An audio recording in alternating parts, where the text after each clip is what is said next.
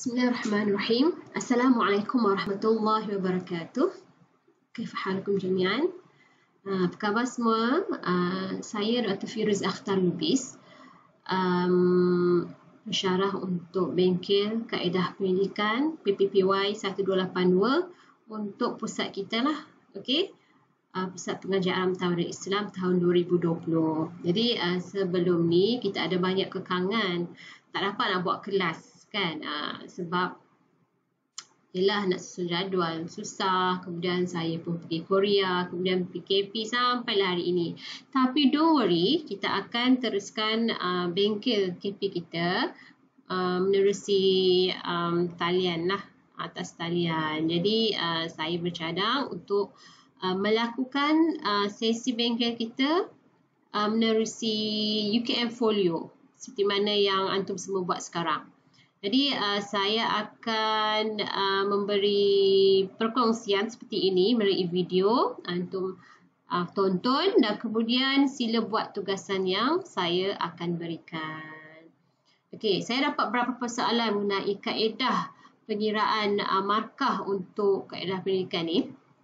Jadi ada yang kata Profesor Dr. Munawar kata ada penulisan artikel 30 markah dan penulisan proposal 30 markah kan. Okey, saya sedia maklum itu.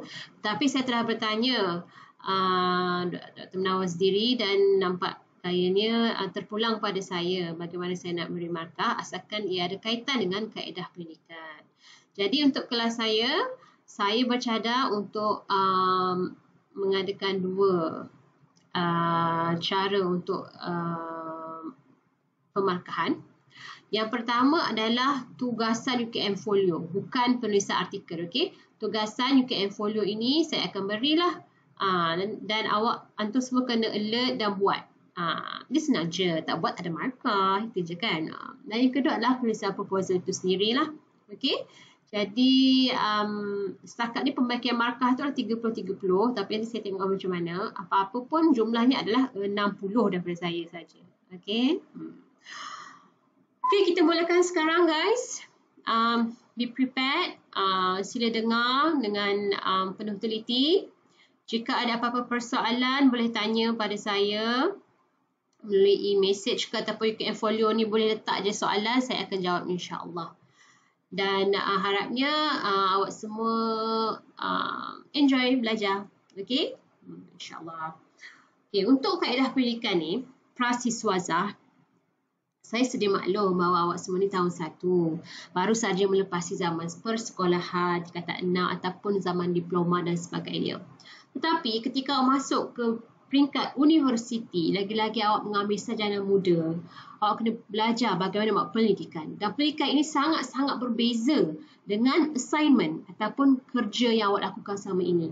Mungkin selama ini awak buat kerja assignment tu, awak mungkin copy je daripada buku-buku lain kan. Lepas tu paste je. Jadi kadang-kadang 3-4 orang tu sama saja. Mana boleh macam tu.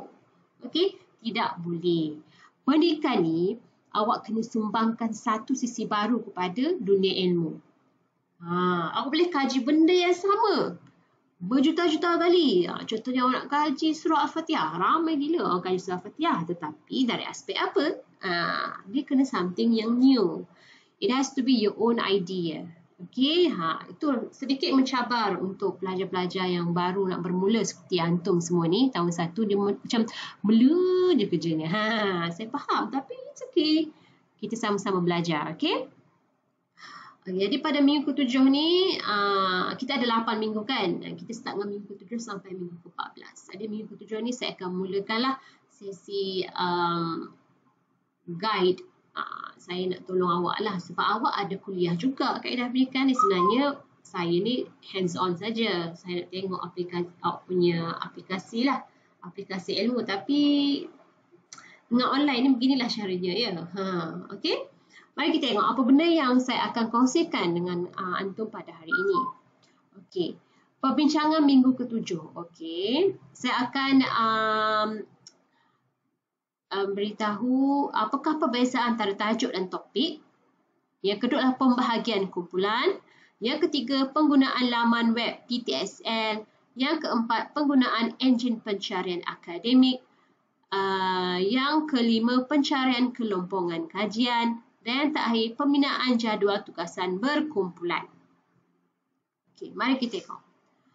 Antara tajuk dan topik. Apa beza ni? Selalu dia confuse. Memang confuse lah.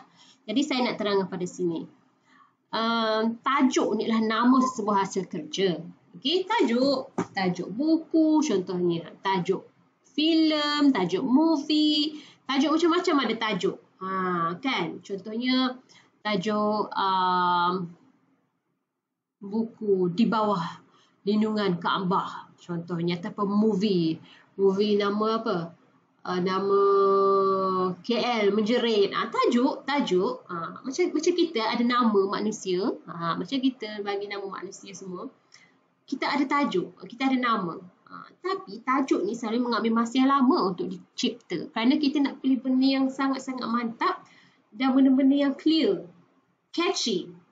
Kan betul tak? Sebab itu kalau orang menghasilkan satu hasil kerja itu, dia ambil masa untuk memberi tajuk. Tapi dia tahu dia cerita pasal apa. Cuma nak bagi tajuk tu ambil masa lama. Macam kita bagi nama anak.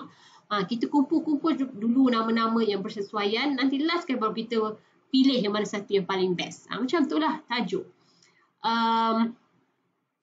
Even kalau awak tulis buku pun selalu tajuk tu akan datang kemudian.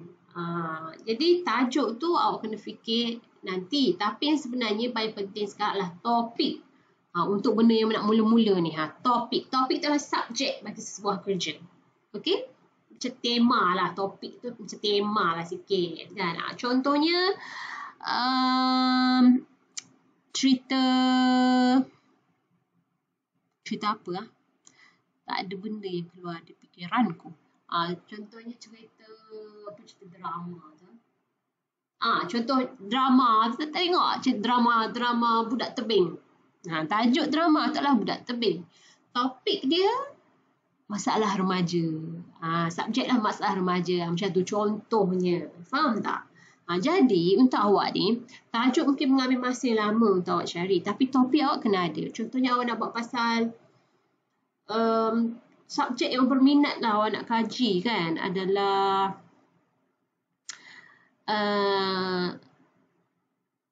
kegemilangan kerajaan Turki Osmania. Contohnya.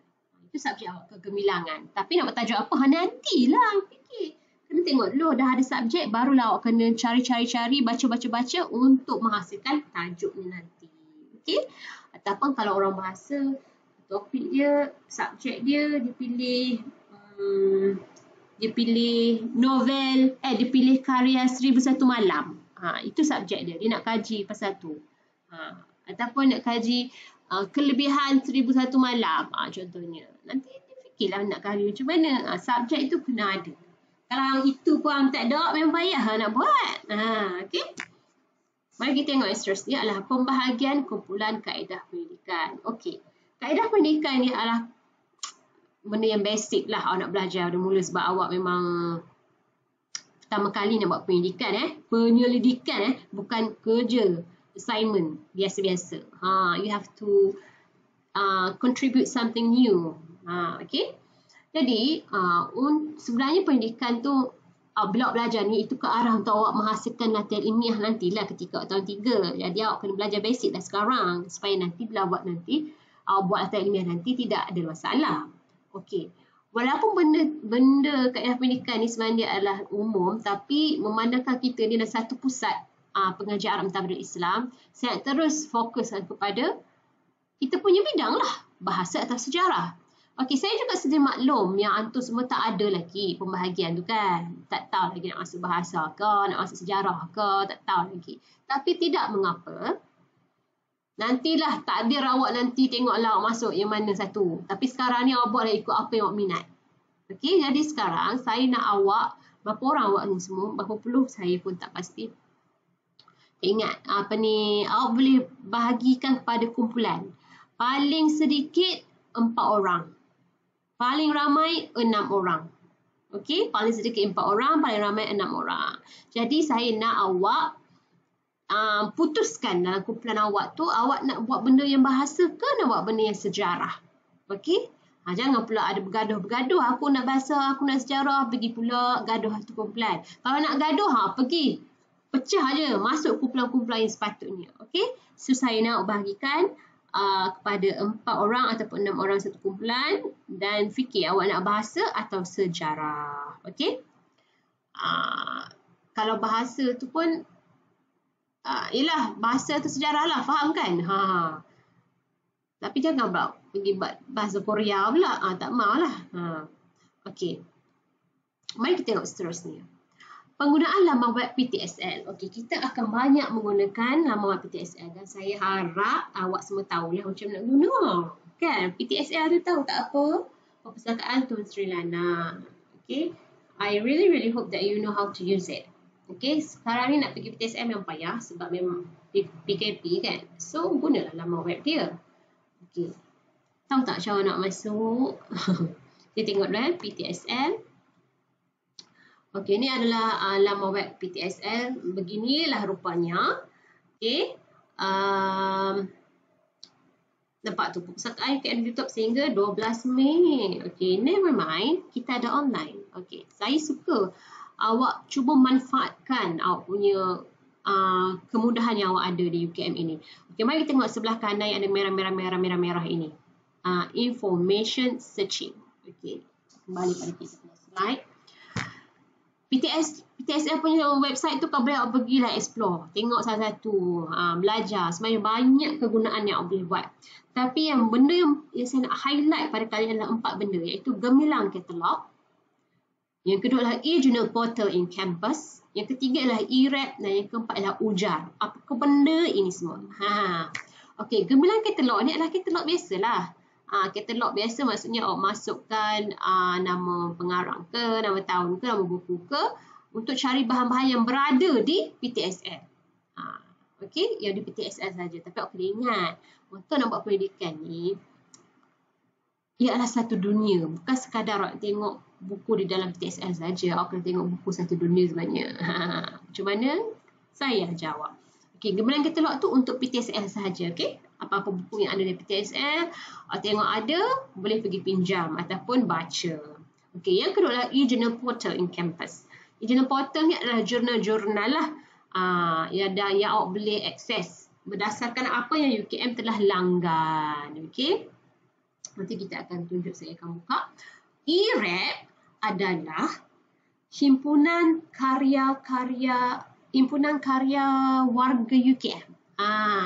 Okey, contohnya awak boleh search nama orang tu ke kan, nak search saya Firuz Attar ke, nak search Dr. Farid ke, letak je nama, nanti akan keluar karya-karya dia. Tak kisahlah karya dia dalam bentuk apa sekalipun, dalam buku ke, majalah ke, apa ke, kalau didaftarkan memang akan keluar dalam e-rap. Okey. Yang terakhir adalah ujar. Ujar ni pula adalah artikel-artikel dari jurnal yang UKM punya. UKM pun ada jurnal dia sendiri. So, awak boleh tengok pada ujar tu, akan keluarlah. Dan awak kena ingat, dalam dunia ni ada banyak gila jurnal. Jurnal. Jadi, kalau awak tengok dunia lain punya jurnal, itu awak tengok dekat e-journal portal ni. Tapi kalau awak tengok jurnal yang khas UKM terbitkan, itu di ujar. Okey. Tahu ya, ini adalah secara general lah saya nak beritahu. Okey, mari kita tengok penggunaan enjin pencarian akademik. What is enjin pencarian? Yang awak selalu guna tu Google lah, kan? Google ke apa benda, Mozilla Firefox macam tu. Tapi itu adalah benda yang gunakan enjin pencarian, Masya Allah. Enjin pencarian yang umum. Awak nak cari segala mak nenek ada. Tapi untuk pendidikan, it has to be academic. Kan? Kena benda yang akademik lah. Janganlah kau pergi guna Wikipedia ke apa. Itu semua orang boleh buat. Semua orang boleh ni. Kita nak orang-orang yang ada authority. Orang-orang yang cendekiawan yang bercakap, barulah kita boleh guna untuk pendidikan. Ni, macam mana nak guna enjin pencarian akademik ni? Kita pergi ke e-journal portal dan tekan all data sources. Okey, contohnya kat sini. Kita nampak kat sini kan, e-journal portal in campus ni, awak tekan situ dan keluarlah all data sources. So, this is Semua ni adalah enjin pencari akademik lah. Macam adik-beradik Google lah. Tapi akademik. Awak boleh tengok satu persatu yang awak nak. It's up to you. You can go and explore. Tetapi yang saya suka guna dan saya selalu cadangkan kepada student adalah EBSCOhost Discovery. Kenapa saya suka? Mari saya tunjukkan. Okay, let's go and see it. Okay, EBSCOhost Discovery adalah nombor 9. Okay, so kita tekan nombor 9.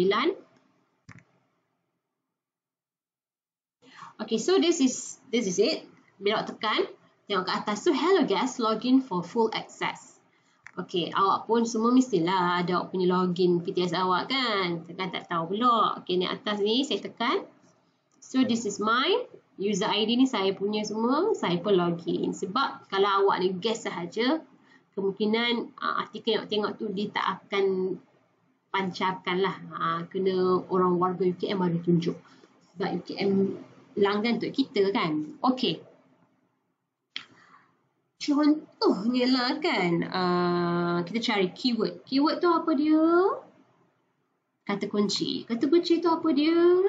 Dalam bahasa orang muda lah kan. Bahasa awak ni semua. Keyword ni ala-ala macam hashtag lah. Kan hashtag. Tapi janganlah. Hashtag kan pendek-pendek kan. Okey. Contohnya awak nak kaji pasal, kita tengok orang sejarah Orang sejarah dia nak kaji pasal apa?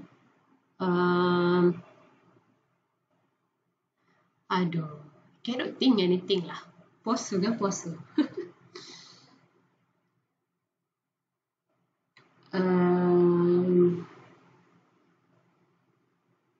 Dia nak kaji pasal kerajaan Mamluk. Okay? Kerajaan Mamluk. Ini adalah topik dia nak buat. This is very umum lah actually. Tapi tak apa, kita try.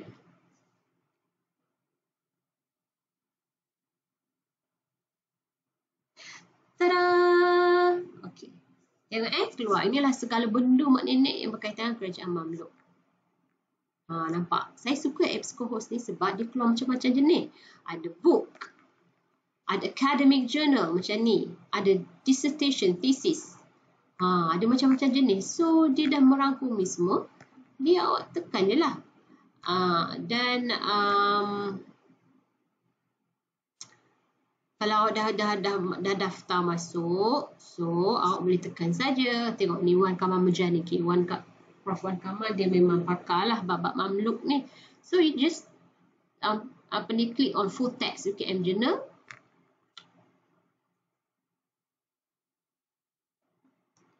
Dan supposedly dia akan keluar. Awak dah lambat sangat ni. Loading. Okay. So we just wait lah. Okay. Itu contoh saya nak cakap lah. Betapa mudah. Connection refuse. Okay. Tak ada yang tu. Kita cuba try yang lain pula. Kita tengok ni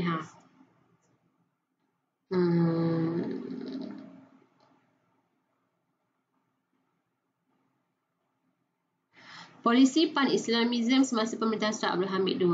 Okey lah, kita try lah. Kita tekan kat situ. Sebab awak dah login kan? So, boleh dapat terus lah dia punya artikel tu. Tak ke bagus? Tada! Okay, Dr. Ermi Aziati yang tulis. Dr. Ermi kita. So, inilah dapat terus. Boleh baca. Okay, faham kan? Itu contohnya. Okay, next. Itu adalah contoh topik lah awak nak buat. Mari kita tengok pula untuk orang bahasa pula. Macam orang bahasa, macam orang saya. Macam saya lah. Okay. Kita nak cari apa ya? Contohnya saya berminat nak kaji apa ya? Saya ni orang sastra. Bahasa ni ada dua. Kita dua lah. Bahasa lain, sastra lain. Sastra ni benda-benda sastra. Cerita pendek, novel apa. Tapi bahasa ada nahu, sorok, balaghah. Itu lain-lain lah. So tu pula awak nak buat yang mana kan. Ataupun nak buat ta'lim ke kan. Dari segi PNP Arab ke. It's up to you. Okey, kalau keyword ni, okey, contohnya lah, contoh saya nak kaji pasal novel Arab daripada Taha Hussein yang berjudul Al-Ayyam, maksudnya hari-hari kan. Jadi saya pun tulislah, saya nak tulis nama penulis tu lah, Taha Hussein. Nampak dah keluar. He is very popular. Subjek saya adalah, saya nak kaji pasal Taha Hussein. Tengok, see? So many. Taha Hussein and a Case for World Literature. Ada academic journal, periodical, ada electronic resource, ada report, ada macam-macam. Okay, so you have to try. Dan awak kena ingat, kalau keyword ni awak boleh tulis dalam banyak bahasa. Awak jangan ingat awak tulis sekali tu, lepas tu bahasa Melayu je awak tulis, lepas tu dah tak ada dah. Sebenarnya banyak je tapi awak tak tahu. Ataupun saya nak kaji pasal saya ni bidang saya sastra, terutamanya dalam bahagian adab rihlah. Adab rihlah tahu apa? Travelog. Travelog tahu apa? Catatan kembar. So contohnya saya nak kaji Arabic travelog contohnya. Kan? Saya pun search lah. Itu topik saya. Jadi tengok macam-macam. Shifting Perceptions of Orient and Occident in 19th Century Arabic Travel Writing. Banyak gila. So, tada, this is, you have it. Okay, awak kena berani ya bila masuk universiti ni. Awak tak boleh anggap yang bacaan awak semua dalam bahasa Melayu. No. Dunia ini sangat luas. Malaysia ini adalah satu titik saja dalam dunia ni. Orang belajar bahasa Melayu tak ramai. Okay? Bahasa antarabangsa adalah bahasa Inggeris, bahasa Arab semuanya. Jadi awak kena beranikan diri untuk baca dalam pelbagai bahasa. Susah rata? Of course it's susah. So you have to learn lah. Kena belajar sikit-sikit dari sekarang. Okay? Cuba asah awak punya penguasaan bahasa itu. Kalau tak ada, Google Translate pun tak apa. At least you try. Okay? So ini adalah contoh macam mana nak cari. Okay? Mari kita tengok kita punya slide. Jadi saya dah tunjukkan macam mana tadi nak gunakan Engine Percaya Akademik apps co-host ni. Okay, sekarang ni saya nak cakap pasal awak mengenai kelompokan kajian. Awak kena ingat, bila awak pendidikan ni, awak bukan buat assignment, dah berjuta kali saya cakap. Maksudnya, dia bukan sekadar macam, tahu lah awak punya style buat assignment tu. Cikgu bagi tajuk, benda tu memang dah ada dah pun. So awak pun tulis lah. Benda tu memang dah ada dalam buku, atau awak pun salin sebiji dalam buku itu assignment selalunya. But now you are doing pendidikan. It's different. Awak kena buat sesuatu yang orang tak buat lagi. Walaupun benda subjek dikaji tu adalah berjuta-juta kali orang kaji, but you have to contribute something different. Awak kena bagi tahu, sumbangkan satu ilmu dari satu perspektif yang berbeza. Kalau awak buat benda yang sama dengan orang lain, itu dianggap sebagai plagiat. Bila awak plagiat, awak boleh didenda. Boleh ditangkap macam merompak, cerita rompak. Cerita rompak idea orang. Cerita rompak kajian orang. Nanti benda itu adalah satu benda yang tidak elok lah dalam dunia akademik. Okay? Jadi bila saya nak awak buat pencarian kelompokan kajian. Okay, contohnya tadi kan, awak sekarang ni dalam kumpulan saya nak awak pilih topik apa awak nak buat. Topik bukan tajuk. Awak nak buat pasal apa? Contohnya awak nak buat pasal kesalahan kelemahan insya dalam stam lah. Contoh. Ataupun saya nak kumpulan kami nak buat pasal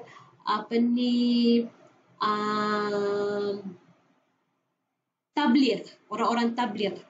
Contohnya, orang-orang tabligh dalam jemaah tabligh. Contohnya, awak nak buat pasal jemaah tabligh, sejarah kan. Jemaah tabligh di Malaysia. Contoh. Boleh? Tak kisahlah. So, awak pilih satu topik, whatever, tapi kena ada kesepakatan lah kan. Lepas tu, awak cari, awak search dekat dalam apps co-host tu. You use your keyword, and then you press search, nanti keluar macam-macam. Lepas tu, saya nak awak tengok Tengoklah apa benda yang ada kan. Tengok tu. Cuba tekan academic journal tu ke apa dan tengok apa orang pernah kaji tentang topik itu. Okay. Apa orang pernah kaji? Tengok contohnya. Shifting perception of Orient and Occident in 19th century Arabic travel writing. Pasal Arabic travelog ni orang pernah kaji pasal persepsi Orient dan Occident. Contohnya. Kan? Apa benda orang pernah kaji tentang topik Arabic travelog ni? Orang kaji pasal Syekh Ibrahim ke Nigeria. Kan? Contohnya begitulah. Apa lagi? Apa orang pernah kaji pasal travelog Arab ni? Orang pernah kaji pasal jenis-jenis tourism. Contoh-contohnya gitulah. So, saya nak awak tengok, baca dan apa orang pernah kaji tentang topik itu. Siapa terpengarang, bila tahun dilakukan, tahun karya itu dihasilkan lah, tahun kertas akademik itu dihasilkan. Dan bila awak baca, awak rasa apakah yang masih kurang? Okay, saya tahu ini ada masalah sikit, saya mungkin awak rasa takut. Boleh ke aku cakap ada benda kurang? Awak bukan nak mengutuk orang. You are going to give pendapat akademik. So tak apa. Contohnya awak cakap kajian ni kurang dia punya penjelasan tidak beberapa terang contohnya. Ataupun awak cakap kertas kerja ini ataupun artikel ini banyak membincangkan travelog Arab zaman moden saja. Zaman lama dia tak sentuh langsung. Contohnya. Okey? Dan apakah cadangan yang diberikan? Bukan cadangan awak cadangan penulis tersebut. Dan selalunya orang akan letak di bahagian konklusi. Di bahagian penutup. Okey, mari saya bagi contoh tadilah. Senang sikit saya nak tunjuk pada awak apa ni dalam bahasa Melayu. Saya buat kerajaan Uthmaniyah. Okey. Kerajaan Uthmaniyah. Kita tengok.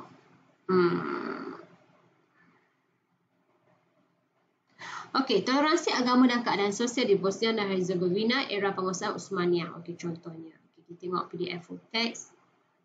I already log in just now. Kena login lagi ke?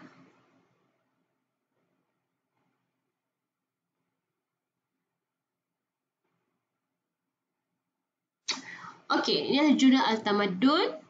Toleransi agama dan keadilan sosial di Bosnia dan Herzegovina era penguasaan Uthmaniyah abad ke-15 hingga abad ke-17. Okey, tadi saya kata apa? Saya kata apa orang pernah kaji tentang topik Uthmaniyah, orang pernah kaji pasal toleransi agama dan keadilan sosial di Bosnia. Okey, itu topik lah. Tajuk dia panjang tu. Okey, kemudian siapa ni lah Nur Ainul Bashirah alias Emma Aziati Rozali dan Syamsul Azhar Yahya. Bila ni adalah tahun 2019. Nampak kat atas tu ada tulis dia punya tahun.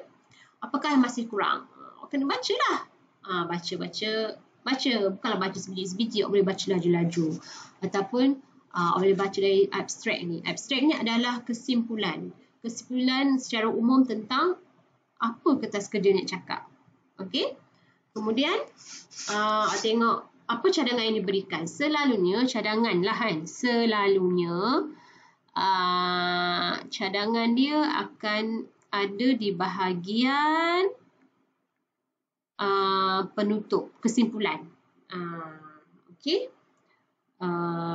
Tengok saya tengok kesimpulan ni, lepas tu ada kat bawah ni. Begitu juga pengkaji menyarankan tu apa? Cadangkanlah agar penerokaan kajian lain berkaitan kepentingan institusi wakaf di Bosnia dan Herzegovina dari sudut proses islamisasi pada era penguasaan kerajaan Uthmaniyah. Okey, itu adalah dia punya cadangan. Okey, nampak tak? Daripada cadangan-cadangan inilah nanti akan terbitnya awak punya tajuk awak nanti. Baru nampak hala tuju awak nak kaji pasal apa. Sebab tu kan awak tahu, tak tahu nak kaji pasal apa. Banyak sangat. Rasa macam semua orang benda orang dah kaji. So you refer to this cadangan-cadangan. Selalunya dia akan bagi cadangan. Okey? Dan cadangan tu dah awak akan dapat idea nak kaji pasal apa. Lagi-lagi benda-benda topik subjek yang sangat-sangat popular ni kan. Kalau benda-benda tu sangat-sangat Orang tak kaji senang je kan. Nak cadangkan topik tajuk yang baru. Okey, faham ya? Pencarian kelompongan kajian. Kelompongan kajian bahasa Inggeris we call it research gap. Lompong, lubang, kita ada dunia research tapi masih ada lubang-lubang dan awak nak isi lubang tersebut dengan kajian awak. Okey? Faham ya? So, itu adalah tentang kelompongan kajian lah. Okey, sekarang ni saya nak antum dalam kumpulan buat saya nak antum buat jadual. Okey. Tadi saya dah ajar macam mana awak nak cari bahan dalam EBSCOhost ni. Kan, saya dah ajar dah. Kemudian kita tengok balik. Kita buat Kerajaan Osmaniyah lah macam tadi, senang sikit. Ingat terpulang pada awak nak buat bahasa ke, awak nak buat sejarah ke, it's up to you. Kerajaan Osmaniyah ni bahasa Melayu. Okey, awak boleh juga type Ottoman. OTTOMAN. Kena try banyak-banyak. Okey, try banyak-banyak bahasa, jangan bahasa Melayu saja. Kadang bahasa Melayu pun sebab ejaannya berlainan pun dia boleh jadi benda-benda berlainan. So just try it. Okey, contohnya kat sini ada academic journal, ada buku, ada disertasi dan sebagainya. Okey. Untuk setiap kumpulan, saya jangkakan seorang akan handle 5 bahan bacaan.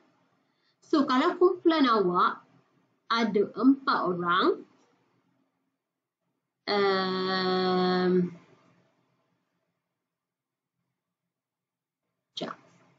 dan 5, 20 lah. Kalau kumpulan awak ada 4 orang, sekurang-kurangnya seorang kena handle 5, jadi ada 20. Jadi kalau kumpulan awak ada 6 orang, seorang kena handle 5, jadi 6 dan 5 adalah 30. Okey? Terpulanglah. Okey, tapi saya tak naklah macam tu. Saya nak sekurang-kurangnya 30. Setiap kumpulan sekurang-kurangnya 30 bahan bacaan. Pandailah hampa nak bahagi macam mana. Okey? Tapi dalam jadual yang saya nak suruh awak buat ni, awak kena tengok macam ni. Bila dah dapat dah keyword, dah search, awak ada banyak bahan bacaan. Tada! Okey, bukan saja EBSCOhost ni. Awak nak guna ujar ke, irap ke, nak guna gemilang kita log ke apa, it's up to you. Ini sebagai contoh saja. So, awak dapat banyak bahan bacaan macam ni. So, awak bahagilah pada awak punya kumpulan tu. Okey, kau ambil ini, aku ambil ini. Okey, cuba bahagikan. Yang pentingnya, dalam grup saya nak ada 30 bahan bacaan. Okey. Kemudian saya nak awak buat jadual. Dalam jadual tu kena ada jenis. Jenis tu apa jenis? Jenis sumber tu lah. Adakah ia tesis, adakah ia buku, adakah ia artikel, dan sebagainya. Yang kedua adalah pengarang. Pengarang tu silap. Nombor 2 adalah nama buku tu lah, nama tesis ke apa ke, tajuk lah. Okey. Saya nak awak buat tajuk. Tulislah tajuk. Contohnya, tajuk dia adalah Toleransi Agama dan Keadilan Sosial di Bosnia dan sampai habis tu. Okey, seterusnya adalah pengarang. Okey, pengarang contohnya Nur Ainur Bashira, Amy Izzati Rosli, Syamsul Azhar Yahya. Okey. Tahunlah 2019. Apa yang dikaji? Plus MS adalah tambah. Maksudnya saya nak muka surat lah.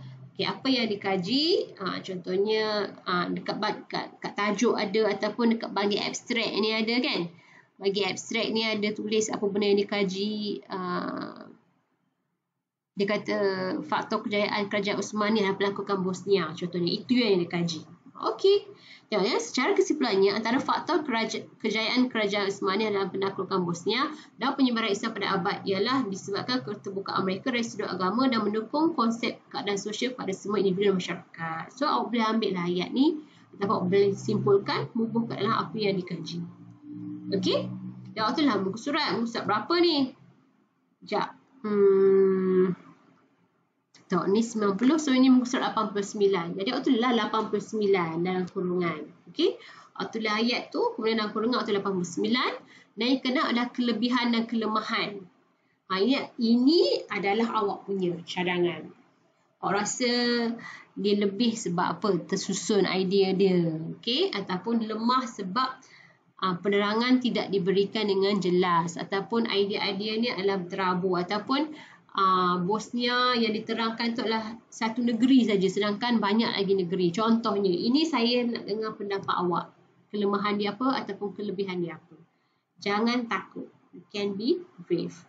So, muka surat tu bukti lah. Contohnya awak kata cakap pasal satu negeri je. Bagilah muka surat berapa. Letaklah kurungan. Dan seterusnya, nombor 7 adalah cadangan. Ini adalah cadangan. Bukan cadangan awak Cadangan yang macam saya cakap tadi lah. Tengok cadangan. Cadangan ni apa? Penerokaan kajian lain berkaitan kepentingan institusi wakaf di Bosnia Herzegovina dari sudut proses administrasi pada era penguasaan Kerajaan Osmania. Tulis ni. Lepas tu tulis muka surat dia. Muka surat apa ni? Muka surat 96. Okay, so inilah cara nak buat. Awak perlu susun 7 benda ni dalam jadual. So kalau kita nak tengok contoh lah kan. Contohnya macam mana? Awak bahagikanlah pada ni berapa orang dalam kumpulan tu, bahan bacaan yang ada. Masuk, buatlah. Contohnya jadual tu kan. So, kalaulah panjang menjela tu lebih baik guna landscape. So, buatlah kan. Itu 2 no. Okey, bukan 2 lah. Okey. Yang nombor 2 tu kita buat panjang sikit sebab nama buku. Lepas tu nama pengarang, tahun, kan. Lagi apa tadi? Apa yang dikaji, jenis nama pengarang tahun. Apa yang dikaji, kelemahan dan cadangan. Okey, cukup. So, macam ni. Buatlah landscape kan. Lepas tu, contohnya, ini kumpulan awak tulislah nama awak dengan nama kumpulan awak apa benda. Supaya nampak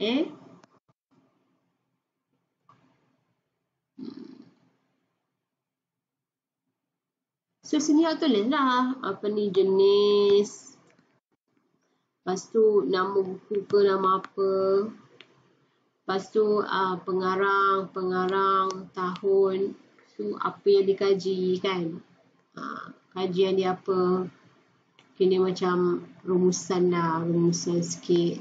Jangan lupa muka surat tu. Muka surat berapa. Lepas tu sini kelemahan ataupun kebaikan dia dan seterusnya adalah yang terakhir adalah cadangan. Okey. So tadi saya kata ini adalah jadual kumpulan kan. So awak boleh bincang dan sama-sama isi satu borang. Ataupun kalau rasa susah nak bincang satu kumpulan, 5 orang dalam kumpulan tu buat masing-masing. Lepas tu nanti kau gabung je. Jadi panjang benda lah. Okay, so this is one of your assignment. Saya nak tengok buat jadual ni. Jadi kena baca. Okay, kena baca. Cuba, saya tahu sekarang tak nak pergi ke library ke apa, so cuba ambil bahan bacaan yang boleh diakses menerusi atas talian. Okay, so ada banyak. Waktu ni lah awak akan tengok adakah awak syok sendiri pilih topik ke atau memang pun topik itu perlu ada menarik dan boleh dikaji. Okey. So ini adalah saya punya perkongsian untuk minggu ini. Okey, jangan lupa kaedah pendidikan. Kita dah cakap pasal perbezaan tajuk dan topik. Saya rasa awak bahagian kumpulan bahasa atau sejarah. Paling sikit 4 orang, paling ramai 6 orang. Masa penggunaan laman web PTSL, saya harap awak dapat terus teroka, tengok apa benda yang sesuai. Penggunaan enjin pencarian akademik pun awak dah tahu. Jangan guna benda-benda mengarut macam Wikipedia. Wikipedia tu awak boleh baca, tapi awak tak boleh jadikan sebagai bahan rujukan. Okey. Google tak berapa sesuai. Google Scholar sesuai. Okey. Pencarian kelompongan kajian, macam mana awak nak cari the research gap. Dan terakhir pembinaan jadual tugasan berkumpulan. Okey, jadual tugasan yang ada benda-benda ni lah. So, ini adalah kerja untuk minggu 7. Saya harap awak faham. Kalau awak ada apa-apa persoalan, jangan segan untuk bertanya. Okay? Kita belajar sama-sama. Don't worry. Saya tahu awak masih bertatih. Jadi, saya di sinilah untuk cuba bimbing awak. Okay. Nampaknya setakat itu sahaja. Selamat berpuasa.